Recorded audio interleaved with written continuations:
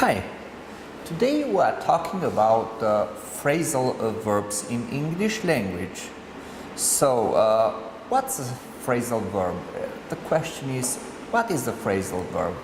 Well, a phrasal verb in English language is usually a verb that consists of two-word phrases. For example, we have a verb plus the adverb or the verb plus the preposition.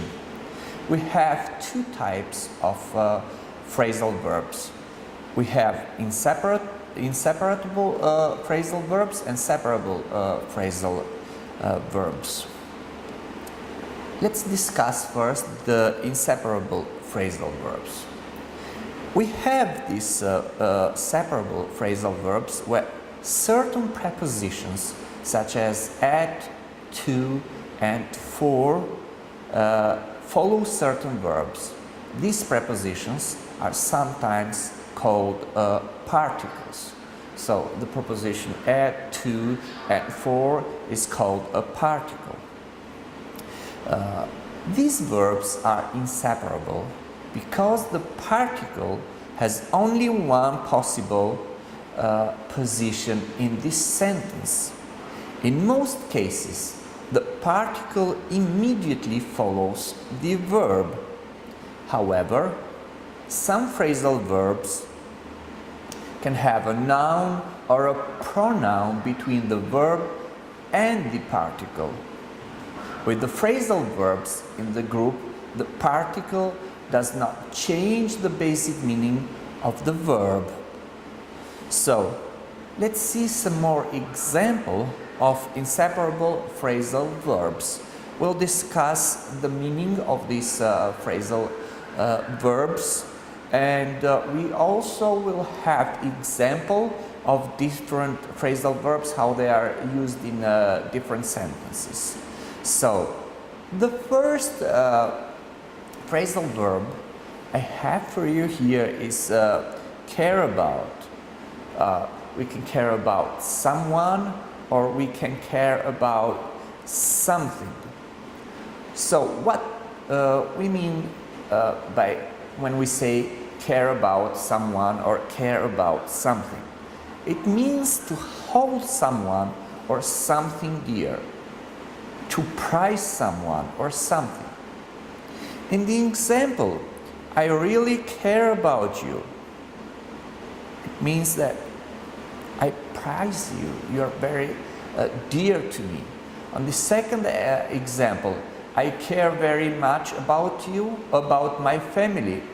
Again, the family is very dear, or the family is very precise for me.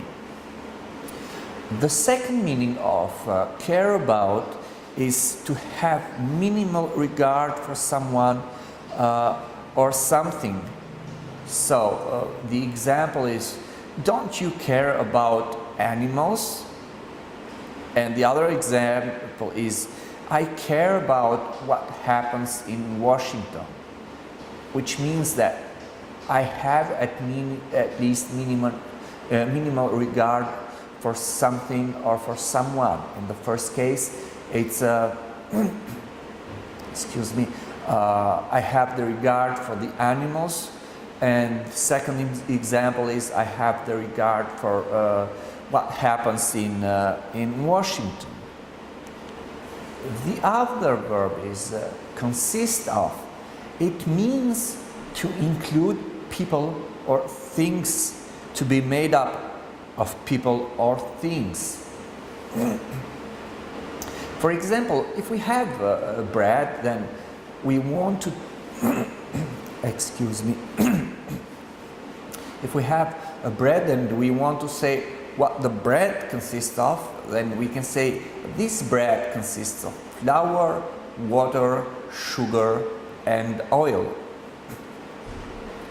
The second example is the US Senate consists of two elected officials from each state. So in both cases we tell what the bread consists of and what the US Senate consists of.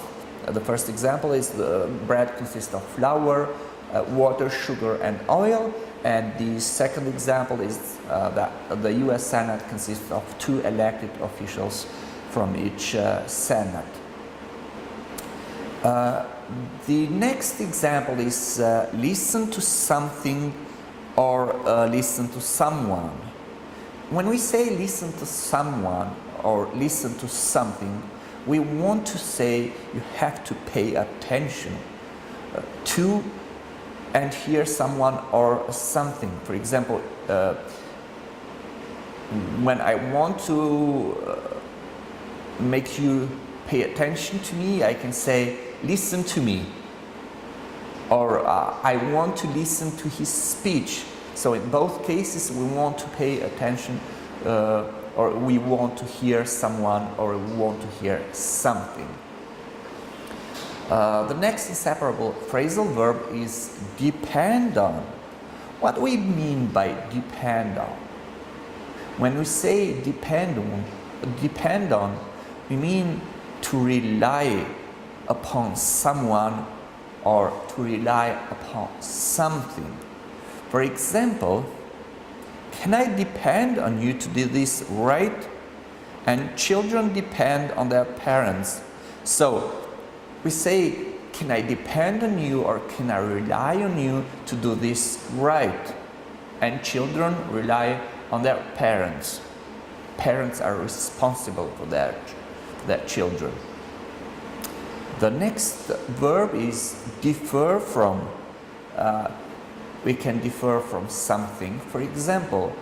And the meaning in this case is to be different from something else, or we can differ from someone else as well, to be different from someone or to be different from something else. For example, your opinion differs from mine, which means that your opinion is different than mine. And the other example is, how does this one differ from that one? Like, how does this one differ from that one? So, inseparable verbs, there are many verbs plus the particle combination, which the particle changes the meaning of the verb. For example, the meaning of the 2 words together is different from the meanings of the verb and the preposition by themselves. This verb plus the particle combinations have an idiomatic meaning. They are different from sentences with prepositional phrases. For example, check into is different than check. For example, we know what we mean by check, but when we say check into or check out of, we mean we register or we leave. For example, we can register the hotel, or when we want to say check out, then we leave the hotel. For example, John checked into the Holiday Inn hotel. So John just registered. John registered in the Holiday Inn hotel. Come across. Come across means to find unexpectedly. For example, I came across an old photo of myself, which means that without expecting, I came across an old photo of myself. We can say probably I came across another person or another thing or another item. What about come back? Come back means return. For example, are you going to come back early? So we said before, we mean are you going to return back early?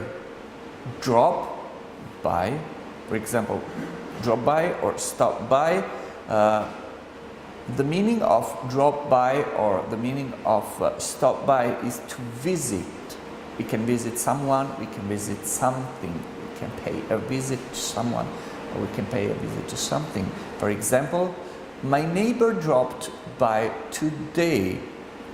So I'm going through these phrasal verbs, and you try and memorize them, because if later on we are going to do a short exercise and see if you have memorized the meaning of some of these verbs. So while we talk about what it means, please try and memorize the meaning of those verbs. So the next phrasal verb is get along with. So when we say get along with, we mean to be friendly with. So the Smiths don't get along with us, which means that Smiths are not friendly with us. So get along with. Get through with means something different. Get through with means to finish. For example, I just want to get through with this class. So the meaning is I just want to finish this class. The next phrasal verb is get up. What we mean when we say get up? Get up means to leave one's bed after sleeping. For example, when we leave the bed after sleeping, we say that we get up. For example, on weekends, everybody gets up late, or at least I get up late on weekends. So we can say I get up late on weekends, or I get up late every day, or depend on the situation. When we say go over, what we mean? When we say go over, we mean check or review. For example, let's go over the homework. We mean let's review the homework. So in this exercise, in this example, we have go over as check or review something. We can go over our homework. We can go over and review an application form.